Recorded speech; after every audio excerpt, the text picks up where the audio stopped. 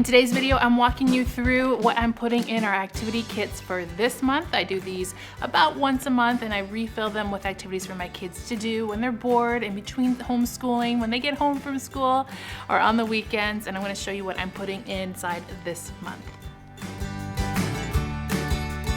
Hey you guys, it's Christina from The Purple Alphabet. We are refilling the activity kits, formerly known as restaurant activity kits. I used to do these kits that I would take to the restaurants in little smaller cases to keep our kids busy while we waited for our food. But since we don't go to restaurants anymore, we're doing activity kit boxes here at our house. I actually have a whole playlist of activity kit videos that you can go back and look at, especially if you have younger children, because I've been doing this for years. So go back and watch those older videos. I'll put the playlist down below in the description box. You can go right to it. Lots of ideas in those ones that are still really good. I also have a link down there to my Amazon store where I have a special section just for activity kits, so you can go there and get some inspiration too. Tons of ideas, you guys. You have to check that out. So let me show you what I'm putting inside this month. It's a lot of fun. First things first, we have to clear out what was in last time's activity kit. So I'll go over it real briefly to show you what worked and what kind of got skipped over, because that's always important too, right? First off, I have this big container of dice, and inside here there's all kinds of different ones, and my kids will actually make up their own games with them. Time dice, regular dice in different colors, fun ones that you roll have different amounts on them. I have operations dice. Fractions are my new one. If you watch my fraction video, I went over ways to use some of these fraction dice. These are really, really cool, and I just added those in there, and I don't even think they know they're in there, but that's what we have in there. They just like to make games, and so this is a great thing to have, because if you have those kids who like to make up their own things, they can get really creative, and a lot of this is learning, so they were doing those little learning games, so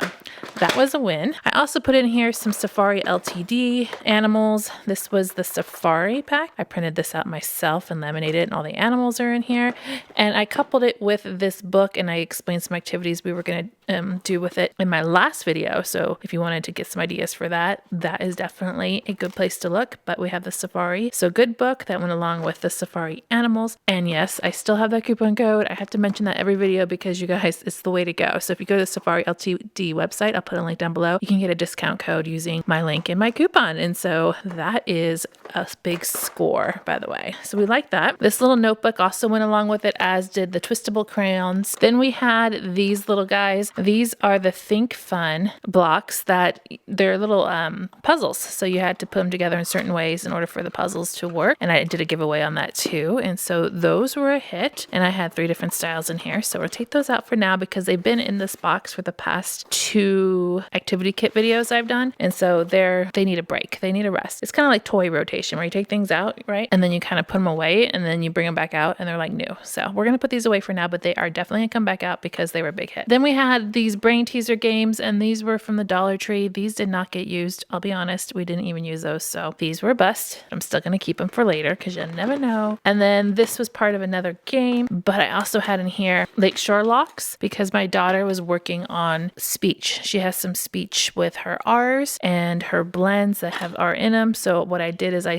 took these out of a larger game from Lakeshore Learning to help kind of reinforce some of those concepts in a fun way, other than just repeating what I say. Because the other activities the speech therapist gave us, just repeat what I say, and she gets really bored with that. So I was hoping that this would help. But I'm going to actually keep this together, and I'm not going to put it in the activity kit, but I am going to keep it in this little bag I created. The bag came from the dollar store, and we're going to work on this some more because it's just another way to reinforce those concepts that she's learning in speech. All right, we have our empty box, and so now I got to put some new stuff in here. I'm actually going to start with the largest thing first this time. So if you've watched, I think it was Easter basket ideas video. I think so. This was in that video. I'm very impressed with this. We've been having a lot of fun with it. It's called Race Across the USA game, and I like to put games that they can play together in the activity kit as well as things they can do individually. So this is definitely a together game. It's very good for beginning geography for the United States. So this is for ages 8 and up, and there's 2 and 4 players. And I'm not going to go through the whole thing with you, but just to give you an idea of why I like it, we have this map here, and just the basic concept is you pull some cards that have, as you can see, it's been well played here,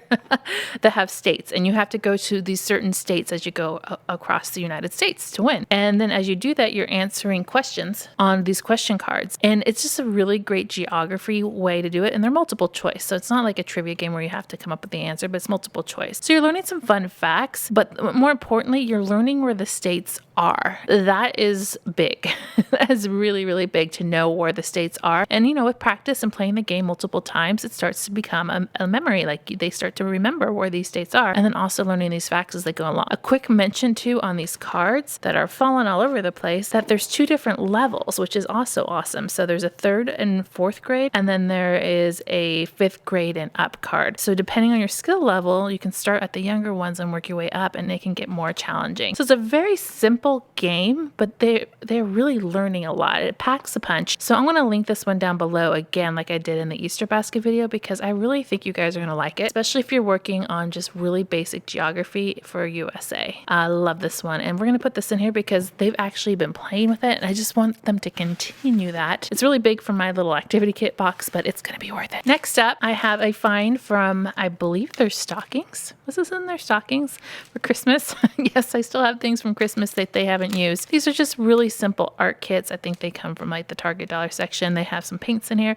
These happen to be trolls. I just want them to remember that they need to be used now because we've had them for quite a while. So I have one for each of my girls in there. Just something they can do on their own. They know where to pull out our painting trays and our paint cups and all that kind of thing to set the up on their own so they can do that. While I was at Target today, I found these. These are brand new finds in the Target dollar section, and it's something simple. It's sidewalk chalk, and we all know and love sidewalk chalk, but this one claims that it glows in the dark. I don't know if it works, but my kids are going to want to experiment with this, and so probably draw on the sidewalk and then take a flashlight out at night to see if it actually glows in the dark. So I thought that was a lot of fun, so I'm going to add this into their box to inspire them to go outside and play for some activities versus just doing indoor activities. So we have some new sidewalk chalk. They were only $1 for the package. They also had some glitter ones too. So go and get those now because they're out now. And speaking of outdoor things, this one was a total impulse buy too. It's called a micro kite. So it's not a huge kite. It's actually really small. You can kind of see a little bit the size of it right here. It cost a little bit more than I wanted to spend. It was $3, but I'm hopeful that this is going to be an amazing purchase. There's actually 2 of the kites in here. There is a butterfly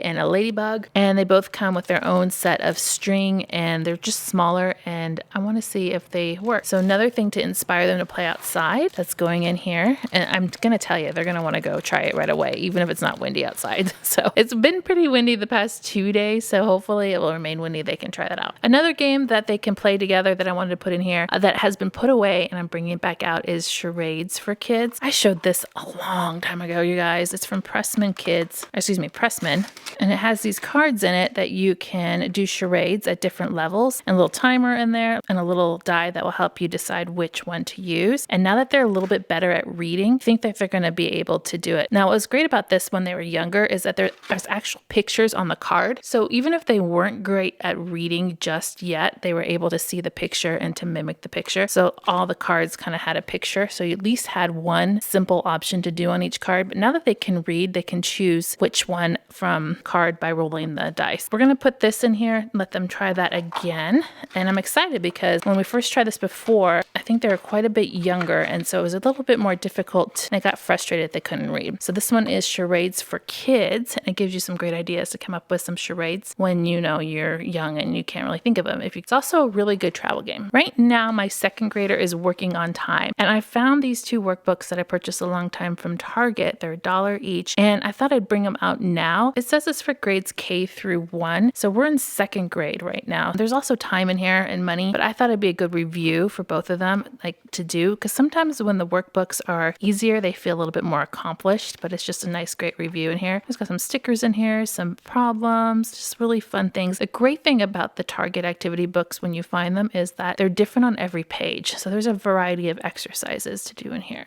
So I'm going to put these in here and just kind of see what they do, because I think they're going to be more confident in working on it now than they were when I first bought them. And speaking of money, I like to put individual things that they can do on their own, but I also like to take smaller components of larger games and make them into little busy bags. This one is from Lakeshore. It's called Match and Learn. It's a money center. I'm not 100% sure Lakeshore still has this, but you don't necessarily need it to do this kind of activity. It has all of the coins divided in little pockets here, and then it has these cards inside, and we were able to use this even younger for one-to-one correspondence, and we can use it now for understanding money a little bit more. So there's these little cards, and you would like do one-to-one correspondence, putting the pennies on and counting them and putting them in the piggy bank.